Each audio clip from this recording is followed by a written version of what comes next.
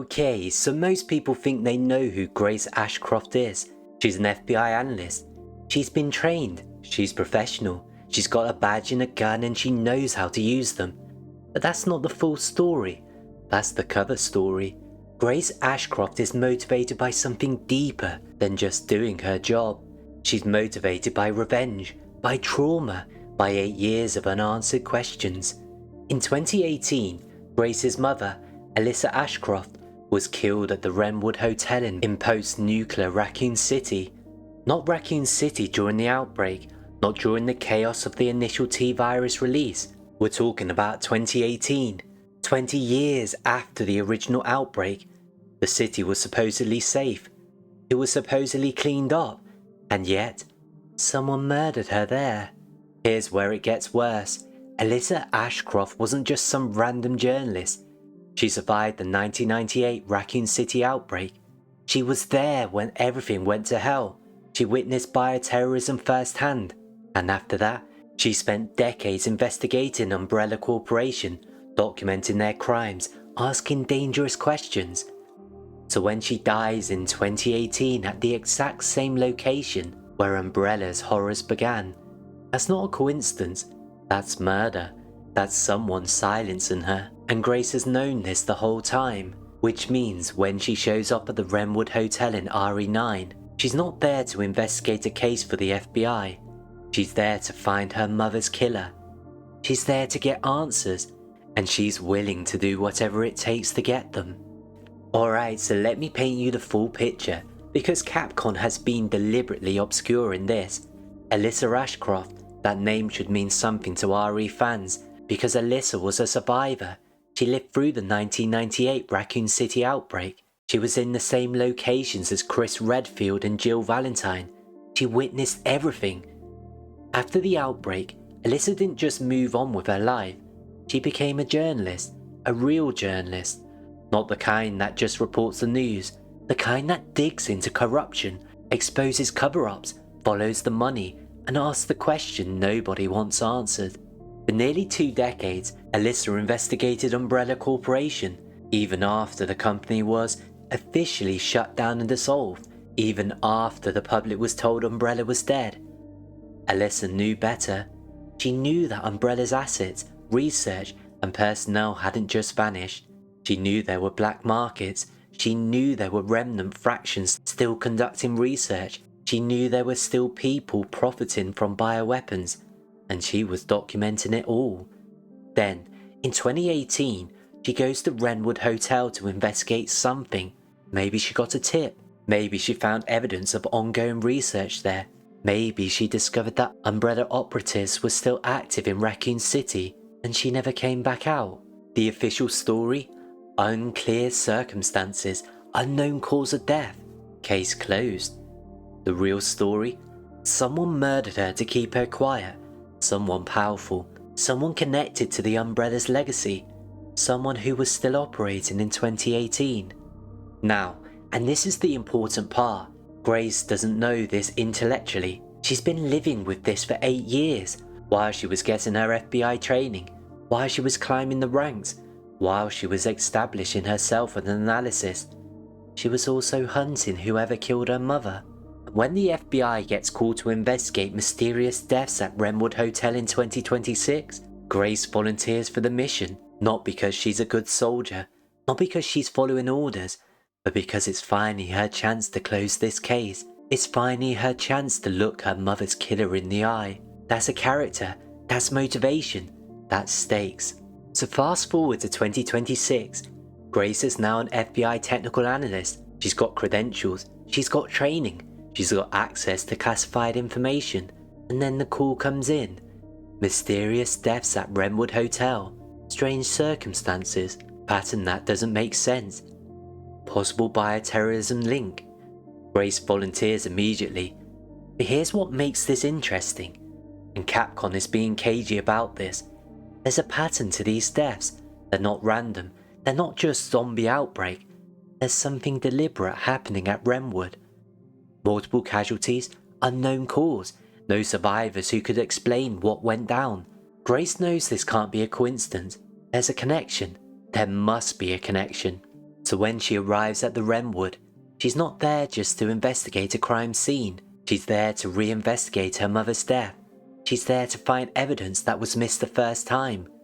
She's there to discover who was responsible. But, and this is where RE9 gets dark, what if the answer isn't what she expects? What if Alyssa's death wasn't just about silencing a journalist? What if it was part of something bigger? What if Umbrella's remnant fractions were conducting experiments? What if Alyssa walked in on something that was supposed to be impossible? And what if that same something is happening right now, 8 years later? Grace is about to uncover a conspiracy that spans from 1998 to 2018 to 2026. A mystery that connects Umbrella's original crimes to ongoing bioweapon development. A truth that someone really doesn't want exposed. And she's got no one but Leon S. Kennedy to help her uncover it.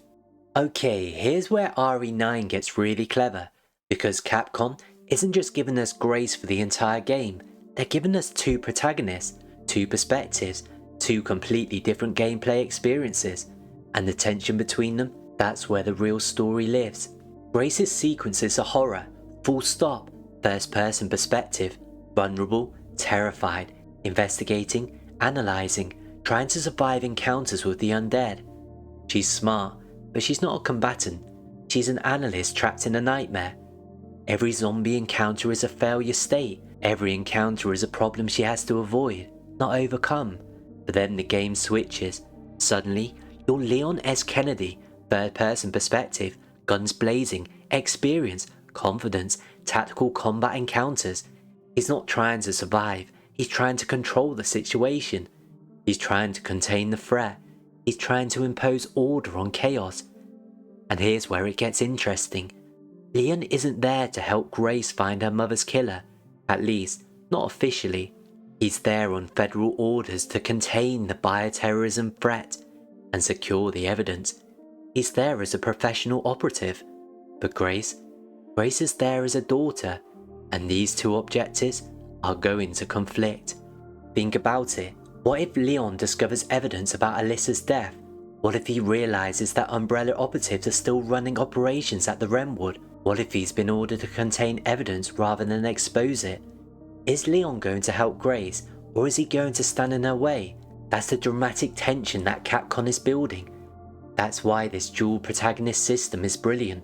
It's not just about variety, it's about ideological conflict. It's about asking whether the system, represented by Leon, can be trusted to do the right thing, or whether individual justice, represented by Grace, requires breaking the rules. You see, we don't have a confirmation yet on how this plays out, but based on the trailers, there are moments when Grace and Leon are at odds. There are moments where they disagree about what needs to happen next, and that is going to make incredible storytelling. Okay, so here's what Capcom is hinting at, and here's what I think is the core of Resident 9's story. Umbrella Corporation was supposedly dead, dissolved, shut down, history. But we've known, since RE5, since RE6, since every game after the original outbreak, that Umbrella's legacy, it lived on. The virus survived, the research survived, the ideology survived. What we didn't know is that Umbrella operatives might have been actively conducting experiments in places like the Wrenwood Hotel. In 2018, 20 years after the original outbreak, think about that. That means Umbrella didn't just create the T-virus once and just call it a day. They've been perfecting it, they've been evolving it, they've been conducting live trials on unsuspected victims. And Alyssa Ashcroft found out. She discovered that the Wrenwood Hotel wasn't just a hotel, it was a research facility. A black market bioweapon development site. A place where Umbrella remnants were still working on viral engineering. Now, 8 years later, the same facility is experiencing an outbreak, the same research is causing the deaths, the same conspiracy is bubbling to the surface. Grace is walking into an active bioweapon research operations. She's walking into a conspiracy that goes all the way up to the federal government. She's discovering that organisation she was taught to trust, that she works for, might be complicit in covering up Umbrella's crimes. That's the conspiracy. That's the scope of what RE9 is tackling. And here's the terrifying part. Capcom hasn't revealed whether Grace survives this investigation. We don't know if she finds the truth. We don't know if she can prove what happened to her mother. We don't know if she can take down the people responsible. What we do know is that she's walking into the most dangerous situation of her life, and the people who are supposed to help her might actually be working against her. So here's something huge about how RE9 plays compared to previous entries. Grace's sections aren't about shooting, they're about investigating. You're collecting evidence, you're photographing crime scenes, you're finding documents that tell you who was at the Wrenwood, what were they doing, and why they're now dead. You're finding voice logs, finding emails, finding clues that piece together the mystery. And here's the genius part. Your investigation directly determines the ending of the game. If you miss certain evidence, you get a certain ending. If you find specific documents, the narrative branches a different direction. If you piece together certain clues about Alyssa's death, Grace's understanding of the conspiracy changes.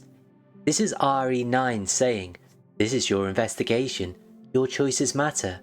Your discoveries shape the story. That's not just mechanically interesting, that's actually brilliant. Because Grace's motivation throughout the entire game is, I need to know the truth about my mother. And Capcom is making us actively participate in that investigation, rather than just watching the cutscenes. You're not just playing as Grace, you're becoming a detective. You're processing the same evidence she's processing. You're making the same connections she's making. You're experiencing her trauma and determination in real time. And the pacing of this gameplay, it creates this beautiful tension. You want to stay in one spot and investigate everything, but the zombie encounters, the survival threats are forcing you to move. You've got to choose between investigation and personal survival. That's brilliant game design. That's creating tension through mechanics rather than just through combat encounters. Okay, so let me bring this all together because I think Capcom is making something amazing here. Resident Evil has spent 5 games trying to figure out who its protagonist should be. Chris, Leon, Ethan, Rose, Jake, Ada. Nothing felt definitive. Nobody felt like the character that the franchise needed. Grace Ashcroft is different.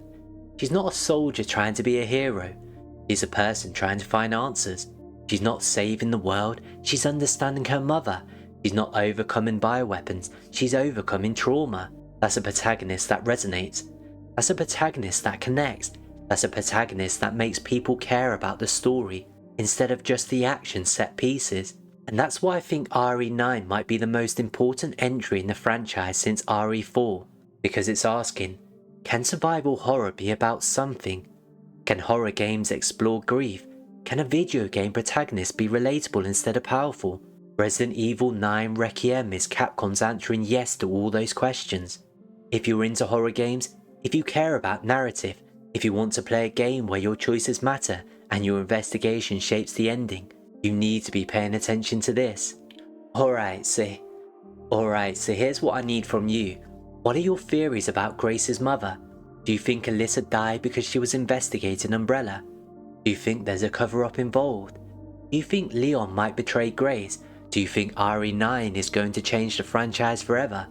Drop your theories in the comments, and if this video has you hyped for RE9, like it, share it with your friends who care about horror games, and subscribe because I'm dropping a full before you buy review before the game launches, and I'm going to deep dive into whether RE9 lives up to this hype.